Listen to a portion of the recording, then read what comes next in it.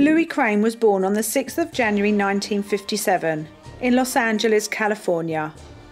He grew up in a family home and was the third out of 4 siblings. His family were quite poor and lived in a very run-down area of California. He attended school, but it was reported that Craine had some level of learning disabilities and scored a very meagre 69 on his IQ test. In the 1970s, while he was still only a teenager, Craine left his family home. He started his young life as a street person. He had no fixed address and no job or money, and this was a vicious cycle for many. With no address for a job, he had to find a way that he could to make some money. So he spent some time begging and eventually picked up some casual manual labour, which managed to keep food in his belly. A start in life that you wouldn't wish for anyone. In May 1987, a 29-year-old woman by the name of Carolyn Barney was killed. She had been sexually assaulted and strangled. She was a prostitute at the time of her murder. LA had been in the news lots in the late 1980s, as it was a very tough time for street workers. Many had been murdered, and there were talks of a serial killer preying on them, using them as a means to satisfy their murdering intent. Feeling that they would not be missed by family, so the police would not spend a lot of time looking for the killer. But this was not the case. A specific task force had been active for a while. Carolyn was yet another victim of who the police were calling the Southside Slayer. She was found very close to where her parents lived, and very close to a house belonging to a man named Roger Craine. He was in fact Louis Craine's brother. While police had the area covered, when they were dealing with the suspicious murder, they noticed a man behaving oddly around the cordon they had set up. This man was Louis Craine. He was arrested there and then, and he was taken to the local police station where he was questioned at length. While he was in custody, he confessed to the killing of Carolyn, and shockingly, he went on to confess to other murders in addition to Carolyn's. He had told police the story about Carolyn. He went on to state that he and his brother Roger had paid her for sex, and during this time, Roger had strangled her. He stated that they were both scared of what had happened and dumped her body, hoping she wouldn't be found and linked to them, and that this was the reason for his behaviour at the scene. Roger was then brought in for questioning regarding these serious allegations made by his brother, but he was able to prove with rock-solid alibis that he was not anywhere near Carolyn or even his own brother at the time of her murder.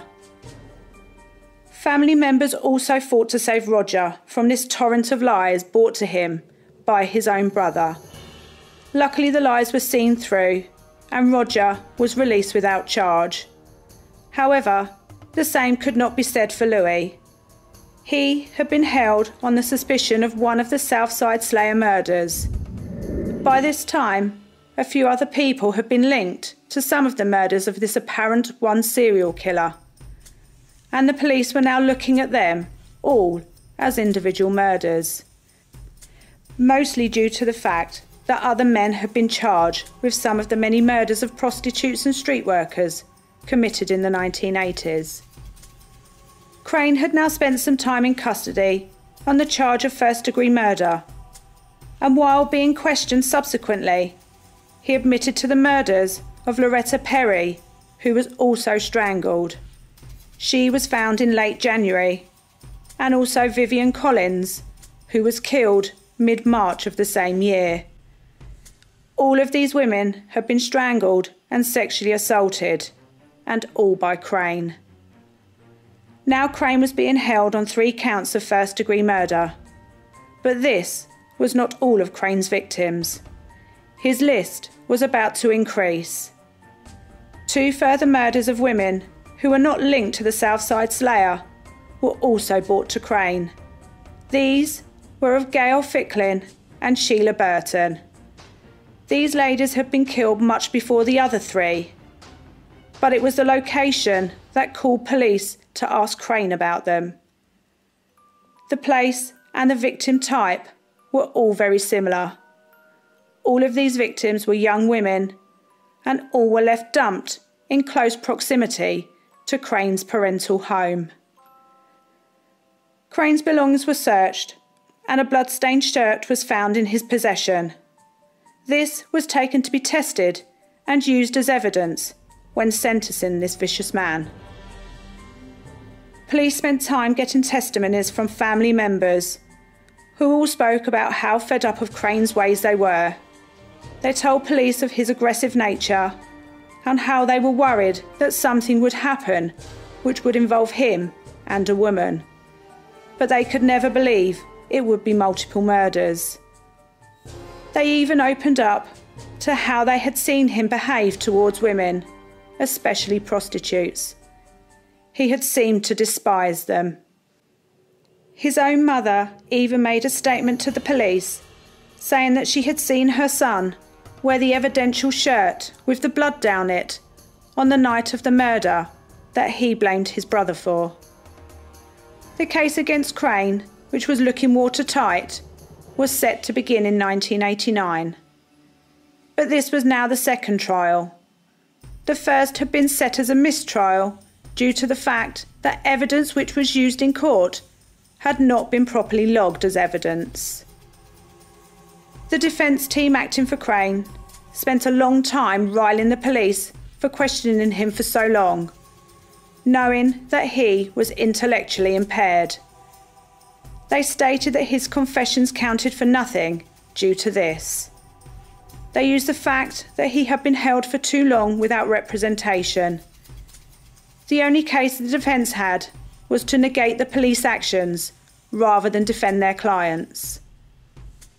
The court was shown the shirt, which Craine denied to own. They were told about his mother's testimony about seeing him wear that exact shirt, to which the defence argued the shirt was worn by Craine, but the blood was his from a recent nosebleed. But the DNA rebuked that fact by showing the blood type to be different from his own, and in fact, the same as one of the victims. Loretta Perry's case came into evidence. At first, her death was put down to an accidental overdose, as she was an avid drug user. But when her body was exhumed after Craig's admission to her murder, his claims were sought to be true, and she was in fact strangled by him. Craine was put in the witness stand in the court in Compton. The court was not full of victims' family or family in support of the defendant. In fact, the court was surprisingly empty for a big case, which was not void from news for too long. He was asked why he thought his family would testify against him. He replied that they were angry at him for leaving the family home so young to go and live on the streets. He made nasty comments about them in court for all to hear. They asked why he admitted to all of the murders while in police custody. He simply replied that it was what the police wanted to hear, and thinking if he said what they wanted, it would all be over. He was asked if he was an innocent man being accused of something he hadn't done, and he replied, "That's the way it is." After all of the evidence was presented and the arguments for and against, on the 16th of May 1989, nearly 2 years after his arrest, Craine was finally charged with 4 counts of first-degree murder. He was aged just 31. He was in the presence of his son and the mother of his son, which was very rare in this court case. They came to hear his sentencing. Judge Janice Croft sent the jury away to decide Craine's fate. They had a choice of life imprisonment or the death penalty. And on the 6th of June 1989, the court decided the only punishment available for a man this terrible had to be the death penalty. He was transferred from his current prison to the notorious San Quentin prison, where he remained on death row until the 3rd of November 1989, where he was taken to a prison hospital near San Rafael, where he died of AIDS-related complications, an illness he had had for a long time. He ended up serving only a few months on death row. Many of the authorities feel that the murders assigned to Craine were not his only victims. They believe he could have many more to his name. We will never know for sure how many. Thank you so much for your continued support. Feel free to leave a comment, as we enjoy reading them. If you like the video, please hit the like button and subscribe if you want to hear more stories from Crime Busters.